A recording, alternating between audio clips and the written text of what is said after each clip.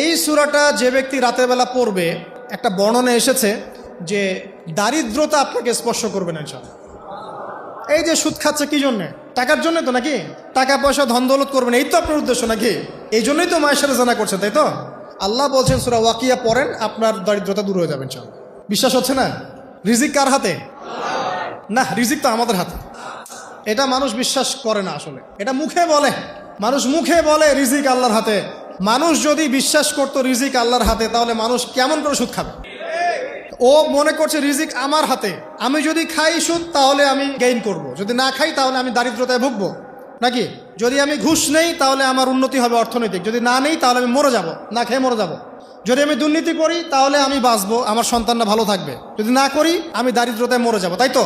এই কনসেপ্ট ছাড়া কেউ এগুলা কাজ এমনি করতে পারে নাকি? নিঃসন্দেহে আমরা মনে করি যে রিজিকের মালিক আমরা, আল্লাহ নয়। শুধু মুখের মধ্যে বলি যে রিজিকের মালিক আল্লাহ। রিজিকের মালিক যদি আল্লাহ হতো তাহলে আমি হালাল পথে থাকতাম এবং তাওয়াক্কুল করতাম যে আল্লাহ আমাকে যা রিজিক দিয়েছেন তা তো আসবেই, আসবে না? আসবেই। আপনাকে যদি আল্লাহ পাক, এটা কোন জেলা? লালমনিরহাট। লালমনিরহাটের 100 একর জায়গায় যত ধান হয়, এতগুলো ধান যদি আপনার আমল নামায় লেখা থাকে, মানে আপনার আমল নাম হচ্ছে রিজিকে, তাকদিরে আপনার তাকদিরে যদি লেখা থাকে যে আপনি 100 একর জমির ধান খাবেন তারপর মরবেন, আছে না লেখা? আচ্ছা, একটা দানা কম বেশি হবে?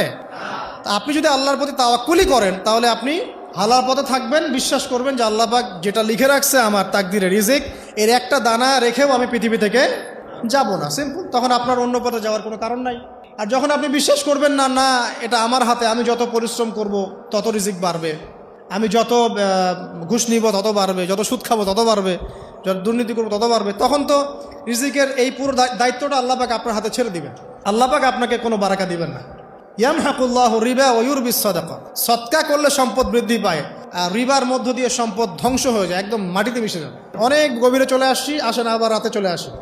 রাতটা কিভাবে এনজয় করতে হয় এটাই আমাদের আজকের লেকচারের টপিক। মানে আমরা কিন্তু জীবনটাকে অনেক বোর মনে করছি না?